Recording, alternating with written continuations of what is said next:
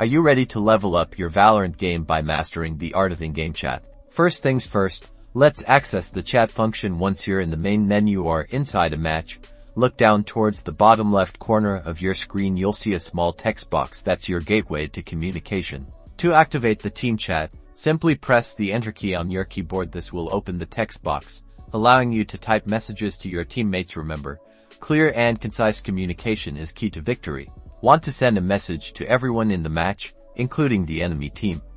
Type all followed by your message and hit enter. Be mindful when using all chat, keep it respectful and avoid revealing your team's strategy. Valorant also offers voice chat options. To enable team voice chat, head over to the settings menu, usually accessed by pressing the escape key. Navigate to the audio section and make sure team voice chat is enabled. While you are in the settings, you can also customize your push-to-talk key. This allows you to control when your microphone is active, preventing unnecessary background noise from disrupting your team's focus. And there you have it.